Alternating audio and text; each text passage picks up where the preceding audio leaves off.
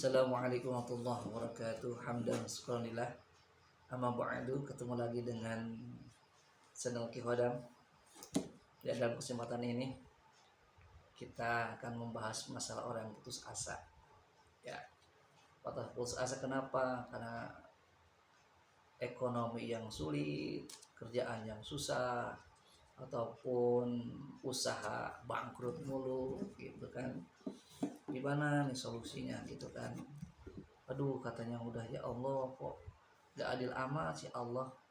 Saya udah berdoa, udah apa, kok nggak dikasih, kok nggak dikasih kaya, usaha saya malah bangkrut. Itu banyak seperti hal seperti begitu. Di sini kita terangkan masalah orang yang berputus asa. Ya, bahwasanya tidak boleh kita berputus asa dan tidak boleh kita berburuk sangka pada Allah Subhanahu Wa Taala. Ada satu kisah atau riwayat dahulu, ada orang ahli ibadah. Orang ahli ibadah ini orang miskin banget, gak punya apa-apa dia mah. Kalau sekarang sih orang miskin sekarang punya motor, ya punya dispenser, punya televisi. Kalau dulu enggak, orang miskin benar-benar miskin, tapi ibadahnya kuat, ibadahnya rajin, tiap hari rajin ibadah.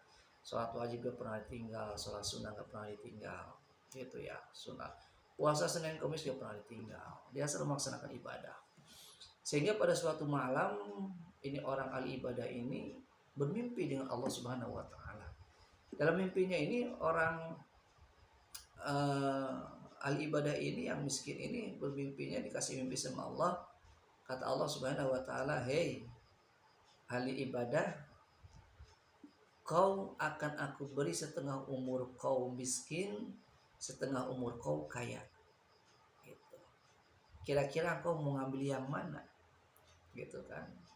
Ketika mimpinya begitu, akhirnya dia kaget begitu bangun, laporlah sama istrinya, "Umi, semalam Abi mimpi nih." "Mimpi apa?"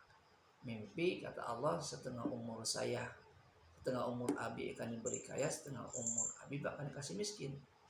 Kita ambil mana, Abi?" Kata istrinya, itu mungkin cuma setan, Abi jangan percaya." "Oh iya ya." Akhirnya ini salafus soleh, orang tukang ibadah ini tidur kembali, biasa beraktivitas kembali. Terus akhirnya dia sholat tahajud lagi. Tengah malam lagi dia memimpi lagi. Ternyata mimpinya sama. Dia bertemu dengan Allah lagi dan diberi kabar sama Allah Subhanahu Wa Taala bahwa setengah umur kamu akan diberikan kaya, setengah umur kamu akan diberikan miskin. Ini berlangsung sampai 3 kali 4 kali. Akhirnya bilang lagi ke istrinya, "Umi, Abi mimpi lagi nih. Mimpi lagi setengah umur Abi dikasih kaya, setengah umur Abi kasih miskin." Apa jawab istrinya? Istrinya bijak luar biasa. Kata istrinya, "Abi, kita kan miskin sudah biasa. Kita nggak makan udah biasa. Kekurangan kita sudah biasa. Gini aja, Abi. Kita ambil setengah umur kita yang kaya dulu aja. Kalau kita miskin udah biasa." Gitu. Akhirnya ringkas cerita, akhirnya ketika ini abinya, "Oke lah, iya bener nih ya. Kita udah biasa kalau miskin mah makan pagi enggak sore kita udah biasa. Bahkan enggak makan pagi enggak sore juga kita udah biasa." Akhirnya begitu tidur lagi, ternyata mimpi lagi. Kata Allah, "Hei ahlul ibadah, wahai engkau tukang ibadah, bagaimana kamu setengah umurmu akan aku berikan kaya, setengah umurmu akan aku berikan miskin." Apa jawab al-ibadah? "Ya Rob, saya ngambil setengah umur saya yang kaya dulu." Gitu. Akhirnya setelah itu Allah Subhanahu Wa Taala gitu, dia bangun besoknya ternyata dia dikasih oleh Allah Subhanahu Wa Taala rezeki yang tidak disangka-sangka. Wah, dia punya usaha, dia punya peternakan yang banyak. Awalnya punya kambing 1 jadi 1000, punya usaha, punya travel, punya segala macam. Itu maju luar biasa. Sampai dia orang kaya pokoknya mah. Bilang lagi sama istrinya, "Umi, kita ini kan sudah kaya. Ini mau apa nih kalau kita sudah kaya?" Kata istrinya yang bijak, "Abi, kita mumpung kaya nih. Mumpung kaya, nanti kita setelah umur kita kan miskin. Kita mumpung kaya, Ini harta kita yang banyak, kita sedekahkan saja. Kita bantu tuh fakir miskin. Kita bantu tuh masjid yang belum selesai. Kita bantu itu pesantren. Kita bagi tuh anak yatim piatu dan duafa. Luar biasa ini istrinya ya. Akhirnya, oh iya kata abinya, mumpung kita kaya ya.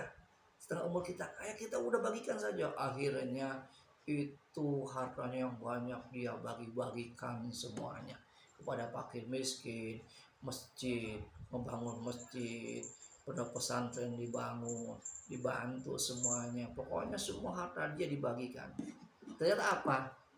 Turun janji Allah Subhanahu wa taala.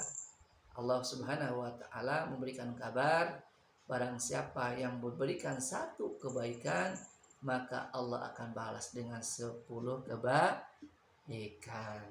Tuh. Jadi nggak miskinnya di setengah umurnya. Ya tidak jadi, karena kenapa? Ternyata dia diberikan amanah sama Allah, setengah umurnya kaya ini ternyata dipakai untuk ibadah pada Allah Subhanahu wa taala.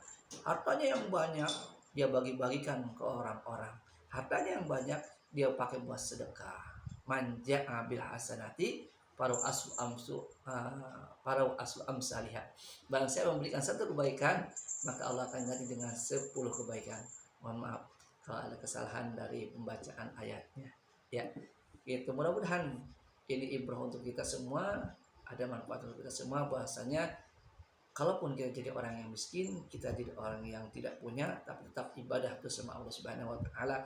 Dan jangan lupa ketika nanti kalau kita diberikan rezeki, milik rezeki yang halal, yang berkah, dunia akhirat yang banyak, jangan lupa keluarkan harta kita untuk beribadah pada Allah Subhanahu wa taala. Bantu fakir miskin, yatim piatu dan duafa kita bantu, masjid dan mushola kita bantu, pondok pesantren kita bantu.